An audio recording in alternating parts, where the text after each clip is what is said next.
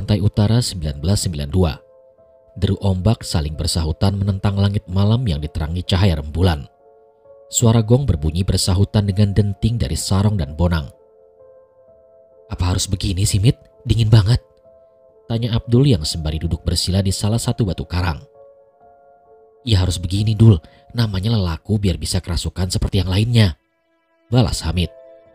Nampan sesaji yang sudah dipenuhi dengan ubur rampe sudah tersedia di hadapan mereka masing-masing. Anyaman kuda lumping berada tak jauh dari sekumpulan orang-orang yang melakukan lelaku itu. Para sesepuh menunggu memantau di bibir pantai, sementara anggota baru bersemedi di batu-batu karang yang tak hentinya diterpa oleh ombak pantai utara. "Kosongkan pikiran kalian, ikuti irama gending yang mengalun. Ki Janggrang akan menemui kalian," ucap salah satu anggota sanggar yang lebih senior yang memantau mereka dari bibir pantai. Angin dingin berhembus menerpa tubuh.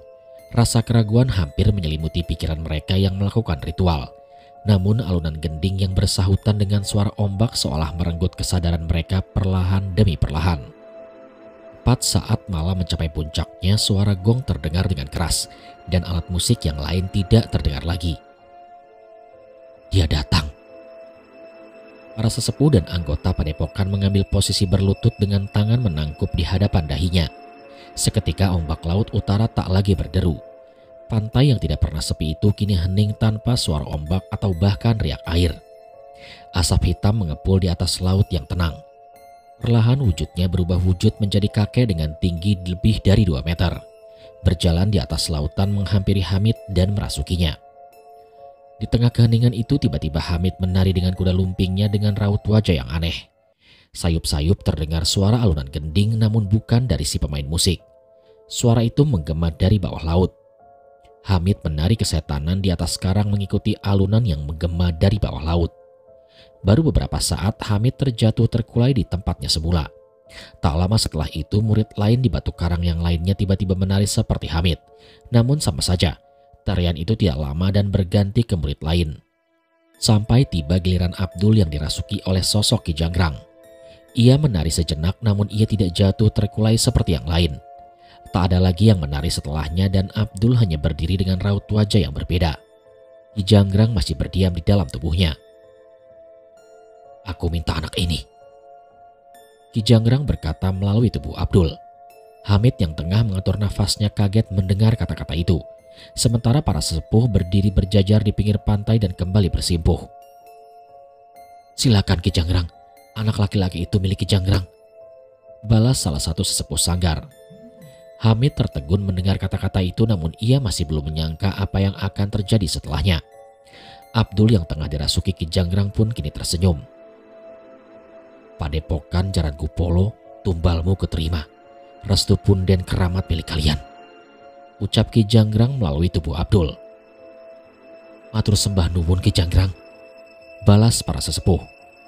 Setelahnya Abdul menjatuhkan dirinya ke laut dan Hamid pun menjadi panik. "Mas, Mbah, Abdul," ucap Hamid dengan bingung. "Jangan dikejar, dia sudah diterima oleh Ki Janggrang," ucap salah satu sesepuh padepokan Jaran Kupolo di pinggir pantai. Hamid yang lebih khawatir dengan keadaan temannya itu tidak memperdulikan ucapan sesepuh itu dan memilih untuk mengejar Abdul dengan masuk ke laut.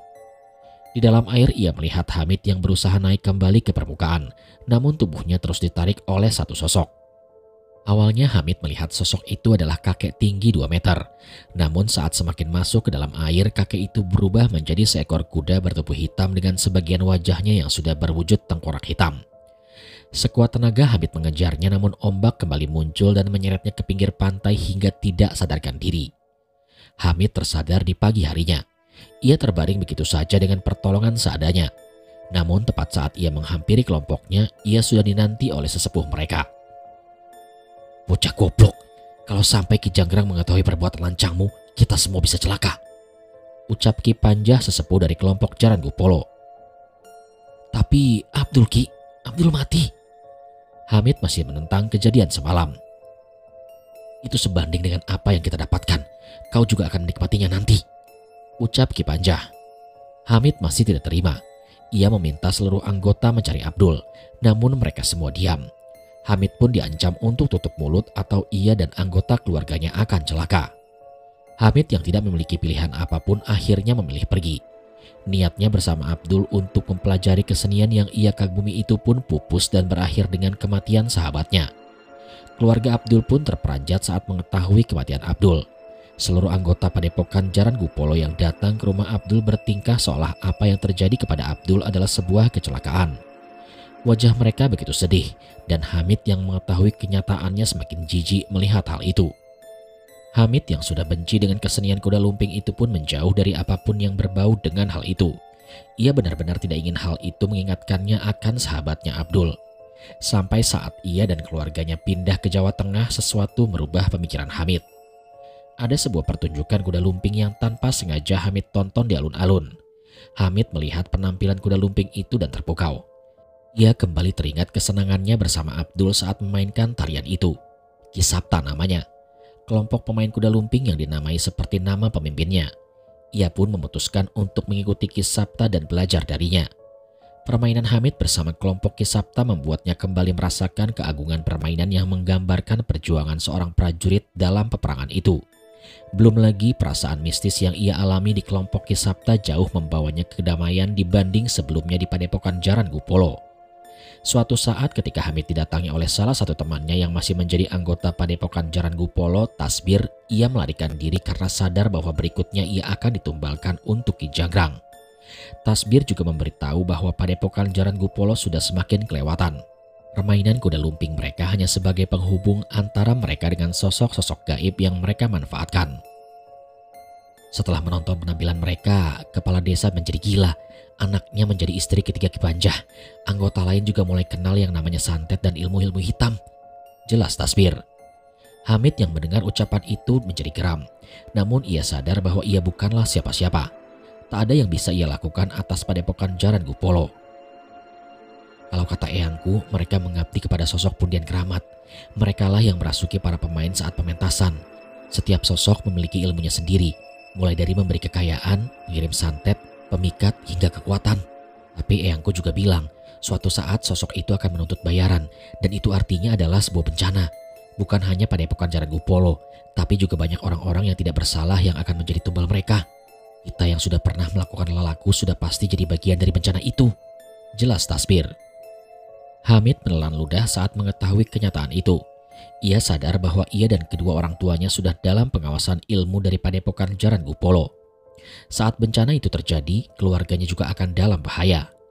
Kisah itu sering membuat Hamid termenung.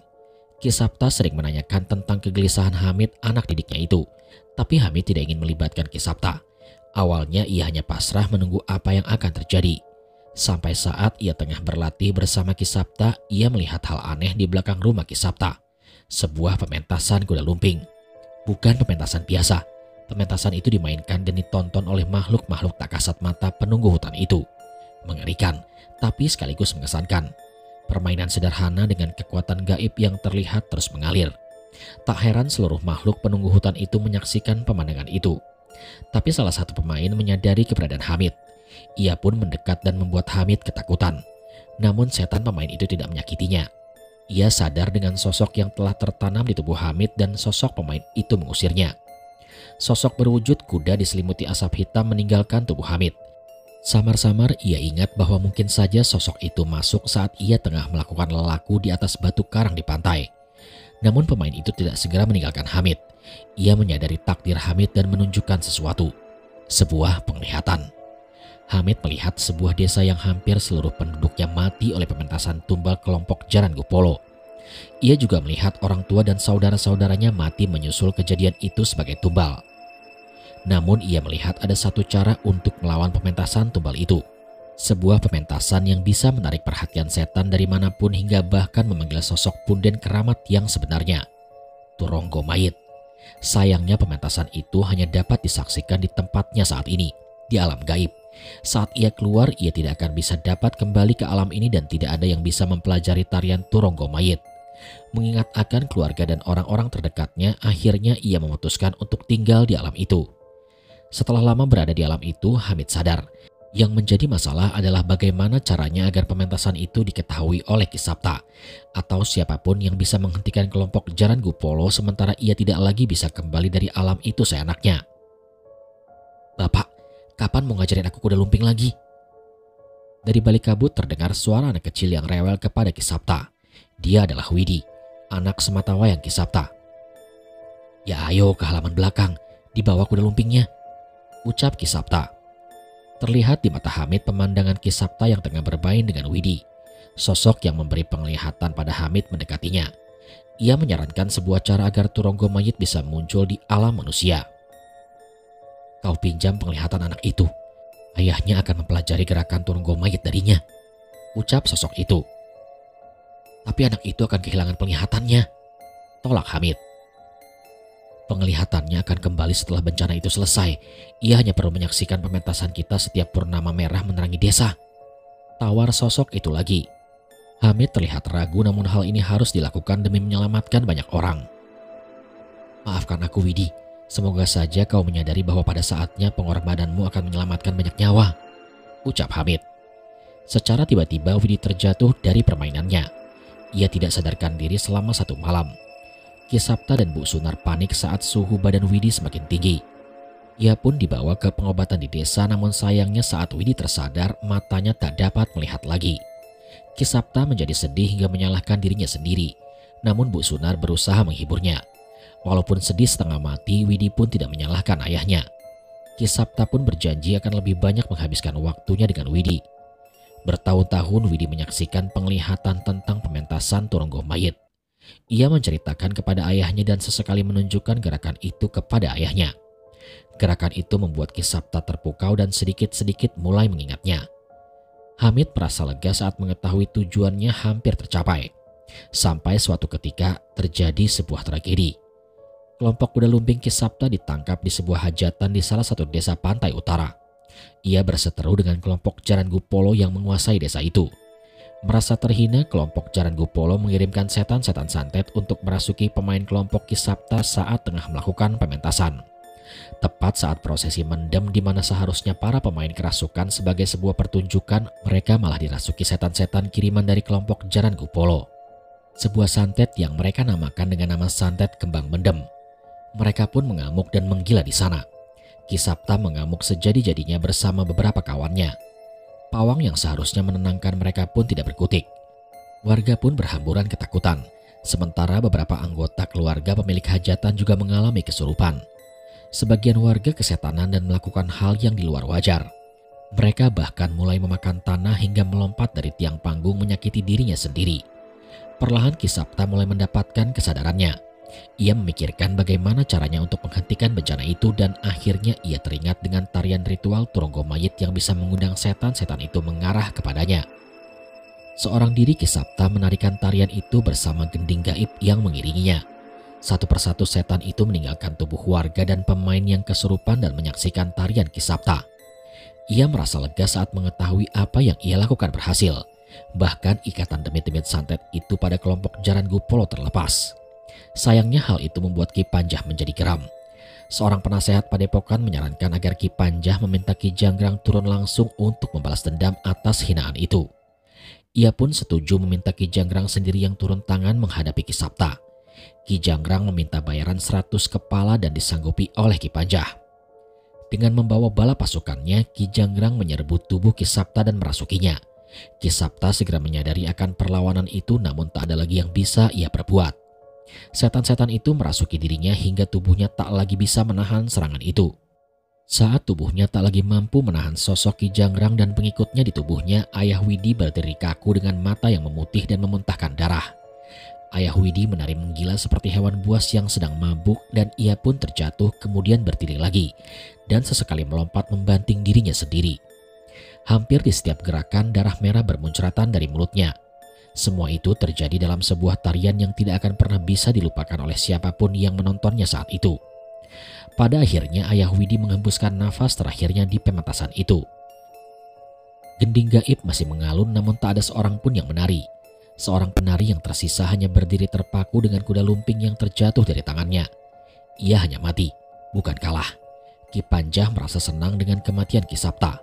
Namun ia lupa, setan-setan santet yang biasa ia gunakan sebagai pencari tumbal sudah tak lagi terikat dengannya.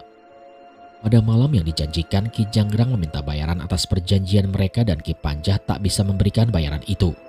Saat ditemukan di padepokan Jaran Gupolo didapati jasad 5 orang anggota utama kelompok itu. Mereka mati bergelimangan di salah satu ruangan yang masih dengan sesaji dan tungku kemenyan di tengah-tengah mereka. Mereka yang terikat dengan perjanjian gaib tak akan bisa mati dengan tenang. Roh-rohnya bergentayangan menyesatkan anggota yang lain dan membalaskan dendam. Mereka mengincar kelompok pemain Kisapta hingga ke seluruh anggota keluarganya. Beberapa dari kelompok Kisapta menjadi korban setan-setan yang kini menjadi budak Ki Jangrang itu. Namun beberapa berhasil selamat dengan berbagai macam bantuan. Walau begitu, Ki Jangrang masih menagih bayaran atas tumbal yang dijanjikan oleh Ki Panjah. Kelompok Jaran Gupolo kembali membuat perjanjian bahwa mereka akan dibiarkan hidup bila mereka mencarikan tumbal pengganti. Namun tidak hanya 100 kepala, melainkan 100 kepala setiap 1000 hari.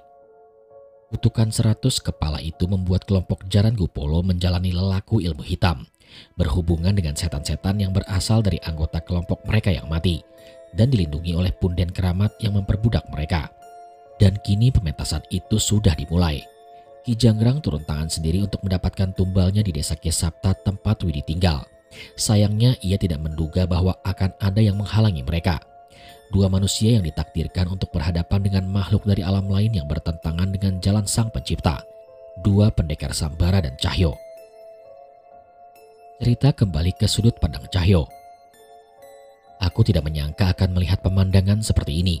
Sekelompok manusia yang sudah berubah menjadi siluman menari dengan iringan gending gaib di tengah desa. Tubuhnya menyatu dengan kuda lumping yang sebelumnya ia mainkan sementara sebuah cemeti tergenggam di tangannya. Namun bukan itu saja yang membuat aku bergidik ngeri. Tarian itu memanggil setan-setan di sekitar desa dan membuatnya berkumpul di tempat itu. Pak Le dan Pak De Bisma setengah mati menahan serangan-serangan setan yang sudah terpengaruh oleh pertunjukan itu. Apa ini akan berhasil? Tanyaku pada Widi yang telah mendapatkan penglihatannya kembali. Seharusnya sih iya, semua seolah sudah dipersiapkan untuk malam ini. Ucap Widi pada sosok yang sebelumnya mengambil rupa Widi itu. Widi berjalan mendekat kepada 3 roh pemain kuda lumping yang sempat kutemui di hutan belakang rumah Widi. Mereka bertiga menoleh kepada Widi seolah bersiap memberikan petunjuk atas sesuatu yang harus kami lakukan. Suara gending mulai terdengar dari jauh. Arahnya berasal dari hutan di belakang rumah Widi. Suara itu mengeras seolah menyeimbangkan dengan gending gaib Jaran Gupolo. Widi berdiri dengan mengapit kuda lumping di antara kedua kakinya. Ia menggigit cemeti dan mengangkat kedua tangan sembari menutup matanya. Entah mengapa saat penglihatannya kembali, aku merasa Widi terlihat sangat bisa diandalkan. Aku pun mengambil posisi di sebelahnya dan membentuk gerakan yang sama. Tarian ini harus dimainkan oleh kita. Mereka mengiringi hanya untuk menuntun kita. Jelas Widi. Mereka? Siapa? Nuri, Muhri dan seorang yang mengambil wujudku, Hamid. Entah dari mana Widi bisa mengetahui itu semua. Seolah penglihatannya kembali ada ingatan yang menyatu dengan pikiran Widi. Sepertinya ia mengambil wujudmu untuk menyesuaikan dengan indera penglihatanmu ya? Iya, benar. Widi mulai sedikit menggerakkan bahunya mengikuti alunan irama. Aku pun menutup mata dan mulai menikmati denting saron dan bonang yang mulai merasuki alam bawah sadarku. Tepat saat cemeti Widi menghantam tanah, kami memulai sebuah gerakan yang pernah kulihat di alam gaib di belakang rumah Widi. Sekilas aku bertanya di dalam pikiranku, apa yang membedakan tarian ini dengan tarian kuda lumping biasa? Namun semua itu terjawab hanya dalam beberapa saat aku memainkannya. Tubuhku kini mulai terasa ringan. Saat aku melompat, tubuhku terangkat begitu tinggi. Saat aku menunduk, dahiku bahkan menyentuh tanah. Aku dan Widi memperagakan sebuah pertarungan dalam sebuah peperangan. Bila permainan kuda lumping menggambarkan perjuangan peperangan menghadapi penjajah, Turonggo Mayit menggambarkan pertarungan di alam gaib. Kesadaranku pun kini beralih. Aku tak lagi merasa sedang menari di tengah desa. Seketika semua indraku merasakan keadaan di sebuah peperangan. Peperangan yang sangat mengerikan. Ratusan jin, dedemit, dan siluman mengepung sekumpulan manusia dari berbagai kerajaan. Sebuah medan perang yang mengerikan yang telah menyapu berbagai desa hingga luluh lantah. Namun itu hanya permulaan. Tidak hanya mereka. Prajurit kera dari hutan Wanamarta turut tercampur dalam peperangan itu. Bangsa raksasa dari atap langit pun turun bergabung menumpahkan darahnya. Apa ini? Aku menari memperagakan gerakan mulai dari yang mengerikan hingga mengesankan seolah aku melupakan bagian dari pertarungan ini. Ini wujud sebenarnya dari tarian Turonggo Mayit, ucap Widi yang menyadari kebingunganku. Maksudmu? Entah bagaimana ingatan ini muncul di pikiranku. Mungkin saja ingatan Hamid selama ia mengambil penglihatanku ikut merasuk kepadaku. Sekarang aku tahu dengan jelas bahwa tarian Turonggo Mayit adalah sebuah ritual yang memanggil ingatan dari kejadian itu. Dan itulah yang disukai makhluk-makhluk gaib di alam ini. Jelas Widi. Kejadian apa? Peperangan ini? Tanyaku. Dan Widi pun mengangguk. Perang dari segala ras dan berbagai alam di muka bumi ini. Perang Kurusetra. Aku tertegun mendengar ucapan Widi itu. Aku tidak pernah menyangka bahwa ada perang sebesar ini. Apakah perang itu nyata atau hanya ilusi? Tiba-tiba suara cemeti itu mengembalikan indraku kembali ke kenyataan. Tanpa ku ketahui, tiba-tiba ratusan makhluk tak kasat mata sudah berkumpul menyaksikan permainan kami berdua. Tidak, berlima. Ketiga roh itu juga ikut mengiringi permainan kami. Panjul, itu apa? Pak Le yang khawatir kepadaku ingin bergegas menghampiriku, namun Pak De Bisma menahannya. Jangan, itu strategi mereka untuk menolong kita. Jelas Pak De. Sudah tak ada lagi sosok gaib yang mengelilingi mereka. Ritual ini berhasil. Kini mereka bisa menghabisi Kisapta dan para pengikut padepokan Jaran Gupolo itu. Kini giliran kita menyelesaikan tugas kita, ucap Pak De Bisma, dan Pak Le pun mengangguk. Tanpa membuang waktu, Pak Le dan Pak De Bisma menerjang Ki Janggrang dengan begitu cepat. Keris Pak De Bisma beradu dengan cemeti Ki Janggrang, sementara Pak Le justru melesat melewatinya.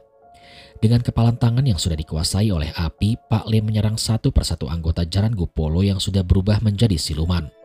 Seorang diri Pak Le menghadapi berbagai pukulan dari serangan mereka. Namun Pak Le tidak kewalahan. Seni bela diri itu bukan hanya soal kekuatan, ucap Pak Le. Ia menghindar satu persatu serangan siluman manusia kuda lumping itu hingga mereka terkumpul jadi satu dalam satu. Dengan kobaran api yang sudah menyala dengan besarnya di tangannya, ia membakar siluman itu dan membuat mereka meronta dengan api gaib yang membakarnya. Tarian yang sebelumnya mereka mainkan kini berganti dengan teriakan kesakitan dan rasa sakit yang membuat mereka meronta-ronta. Panas, hentikan, aku menyerah, teriak mereka, namun Pak Le tidak peduli. Sementara itu dari jauh Ki Janggrang berkali-kali memutar cemetinya. Namun dengan wujud roh, Pak De Bisma bisa dengan mudah menghindarinya. Yang membuat aku penasaran, salah satu kepalan Pak De Bisma seolah diselimuti oleh cahaya putih. Adikmu sudah hampir mati di tanganku. Kau masih berani menantangku sendirian, ucap Ki Janggrang. Kau saja yang bodoh. Kalau dia mau, dia bisa menghabisimu dalam waktu singkat. Sayangnya dia terlalu baik hati, balas Pak De Bisma. Sekali lagi sebuah cemeti bersiap menghantam tubuh Pak De Bisma. Kali ini ia menangkisnya dengan keris di tangannya. Kau lengah, ucap Ki Janggrang.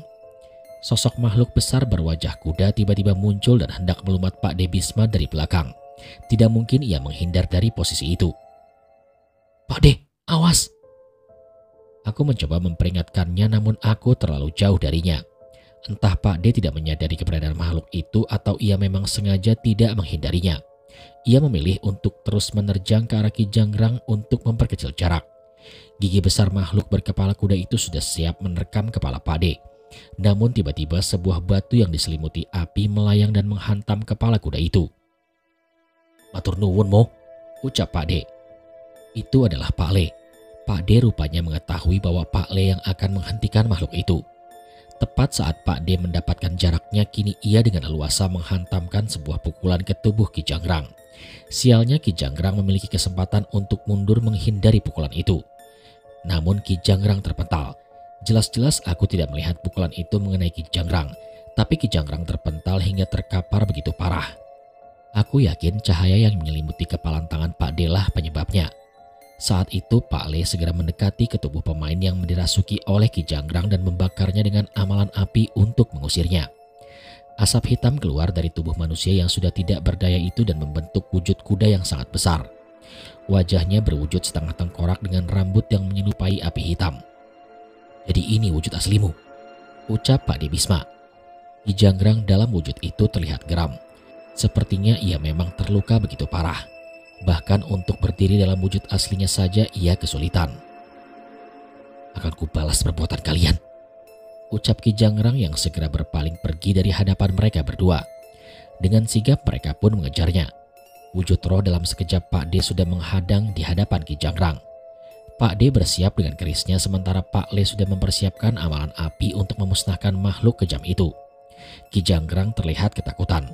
Namun ia mengambil nafas dalam-dalam dan meneriakkan suara seperti suara kuda yang sangat mengerikan.